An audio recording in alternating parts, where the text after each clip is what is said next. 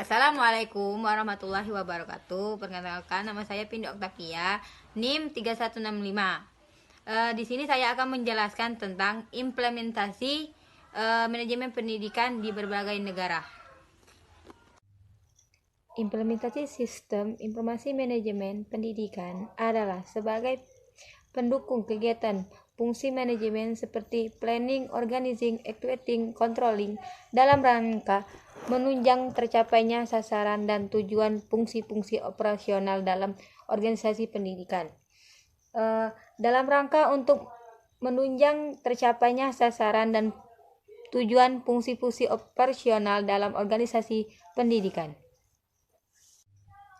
Mencermati berbagai pedoman dari perkembangan sistem informasi manajemen pendidikan dan pemanfaatannya di dalam dunia pendidikan saat ini. Maka bagaimana seharusnya pihak-pihak terkait mengantisipasi perkembangan sistem informasi manajemen pendidikan serta memanfaatkan tanpa kehilangan kontrol dan landasan organisasi pendidikan yang antara lain menyangkut aktivitas dan efisiensinya. Setiap pendidikan di suatu negara telah melaksanakan manajemen dalam sistem informasinya.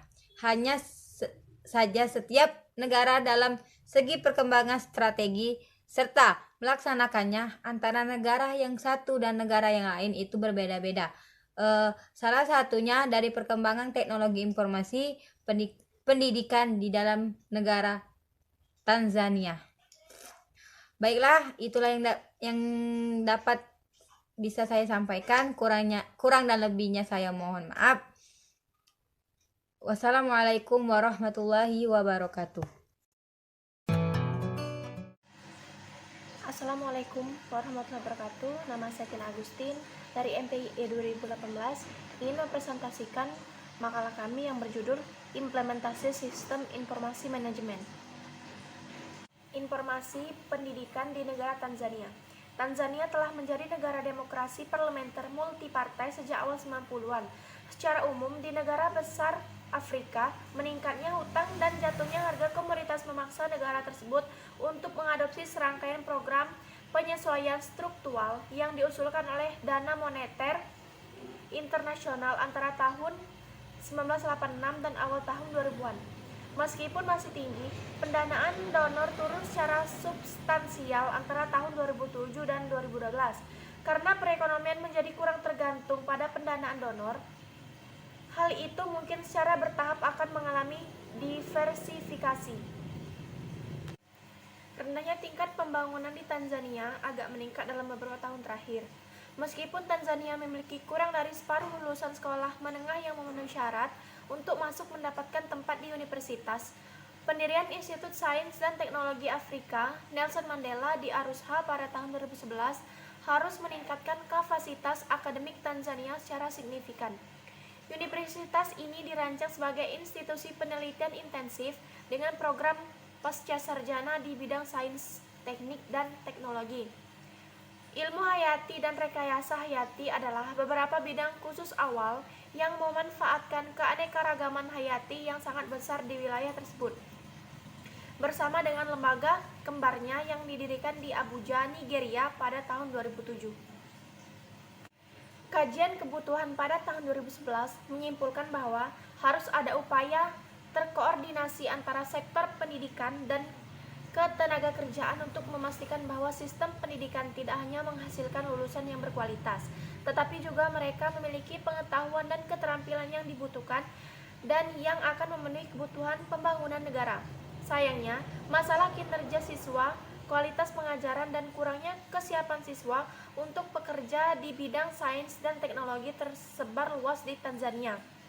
Studi tersebut juga mengungkapkan bahwa data yang dikumpulkan selama studi menunjukkan kurangnya sumber daya manusia dan material di seluruh daratan Tanzania dan Zanzibar. Sekian presentasi dari saya. Selanjutnya akan dijelaskan oleh teman-teman kelompok saya. Saya akhiri. Wassalamualaikum warahmatullahi wabarakatuh. Assalamualaikum warahmatullahi wabarakatuh. Baiklah, Saya Rizkwahini. Di sini saya akan menjelaskan makalah kami yang berjudul Implementasi Sistem Informasi Manajemen Pendidikan di Beberapa Negara. Dalam makalah ini saya membahas poin B bagian 1. Poin B tersebut ialah pengembangan dan implementasi manajemen sistem informasi pendidikan di Namibia. Langsung saja 1. Sejarah singkat. Sebelum Namibia merdeka, sistem pendidikan negara ini dirancang untuk memperkuat daripada menyediakan basis sumber daya manusia yang diperlukan untuk mempromosikan pembangunan sosial dan ekonomi yang adil. Pemerintahan baru Republik Namibia akan membuat satu struktur untuk administrasi pendidikan. Saat ini Namibia mengalokasikan dana 20% anggaran nasionalnya untuk pendidikan, terus mewakili 6 hingga 7% dari total PDB Namibia dan merupakan salah satu dari 3 negara dengan presentasi PDB tertinggi yang ditunjukkan untuk pendidikan di dunia. Terus langsung saja di sini penelitian dari Unitex Church Agency for International bahwa investasi membuahkan hasil. Sebuah kurikulum baru, seragam dan berpusat pada peserta didik untuk kelas 1 sampai 12 diselesaikan pada tahun 1998 telah menerima pengakuan di luar perbatasan Namibia dan kemajuan signifikan telah dibuat dalam penggunaan bahasa Inggris yang menggantikan Afrikaans sebagai bahasa resmi negara sebagai media petunjuk. Di sisi lain, mantan Menteri Pendidikan Namibia, Abraham Iyambu, dengan singkat menggambarkan sistem pendidikan Namibia sebagai lumpuh, mengutip angka putus sekolah, kurangnya fasilitas pengajaran, kesulitan keuangan, pelatihan kejuruan di bawah standar, dan tidak adanya pendidikan persekolahan dasar. Pengembangan Konferensi Nasional tentang Pendidikan yang berlangsung dari 27 Juni hingga 1 Juli 2011 dianugerahkan untuk membahas masalah yang paling mendesak. Mungkin itu saja penjelasan dari saya. Saya ucapkan terima kasih. Wassalamualaikum warahmatullahi wabarakatuh. Assalamualaikum warahmatullahi wabarakatuh. Saya Siti Fatimah-Yuniarti, NIM 1830 23156. Baiklah, saya di sini akan membahas makalah yang berjudul Implementasi Sistem Informasi Manajemen. Baiklah, saya di sini akan membahas di bagian poin B yang kedua yang berjudul tentang bentuk implementasi sistem pendidikan. Sistem pendidikan Namibia mengalami banyak kendala. Itu dihadapkan pada kelemahan serius dalam penyediaan pendidikan untuk semua. Di semua sekolah negeri, pendidikan sekolah dasar itu gratis sejak tahun 2013. Di pendidikan menengah, sekolah menengah itu gratis sejak tahun 2016. Baik di perguruan tinggi negeri maupun di swasta.